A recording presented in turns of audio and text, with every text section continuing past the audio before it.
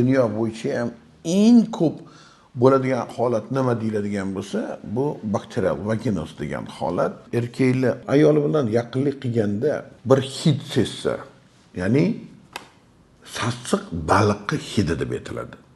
Baliq hidi, sasigan baliqning hidi, ana bu bakterial vaginoz. Va shu gardnerellani hisobiga ayollarda oqimtalar, hidlar va bezovtalik paydo bo'ladi. Nimaga bu narsa paydo bo'ladi? Haddan tashqari har xil sovunlarni ham ishlatish, undan keyin iflos suvlarda cho'milish, basseyn, mana quvurlar suvlari, boshqa joylarda gigiyenaga o'sha qaramadik, shuning uchun shunaqa bo'ladi. Noxushliklarning hisobiga, undan keyin yallig'lanish, og'riqlar, hayot sikllarining buzilishi, disparoniya aloqa paytida неприятное ощущениyalar bo'ladi. Самый asosiysi, ya'ni jinsiy hayotga bo'lgan qiziqish ham darrov kamayib ketib qoladi. Va buni orqasidan uzoq davom etganda ayol kishida o'sha pH o'zgarib ketib, u yerda boshqa bakteriyalarning ham ko'payishiga yangi bakteriya, mikoplazma, uroplazma, boshqa narsalar ham kelib chiqadi. Ana ular keyin sidiy yo'llari, buyrakgacha sizga ta'sir qilib, muammo keltirish mumkin. Bundan qanday qutulish kerak? Yo'li bor.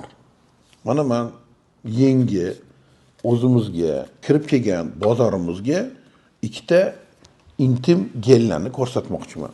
Bu bittasi juda chувствительныйsi yuqori bo'lgan ayollarga nozikroq ta'sir qiladigan gel.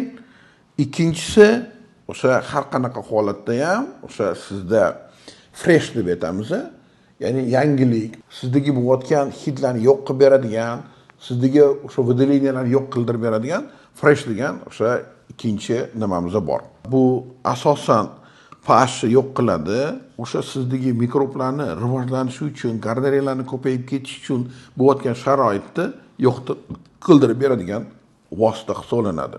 Qinga ishlatilganda ana o'sha yerdagi boyayotgan gardneriylarni, bak vaginozni qo'zg'atuvchi mikroblarni o'sish, qo'zg'alish va uni rivojlanishini to'xtatib qo'yadi. Mana bu ikkala gel hech qanaqa sizga ziyoni yo'q, boshqasi yo'q, intim gel hisoblanadi. Bozorimizga kirib keldi.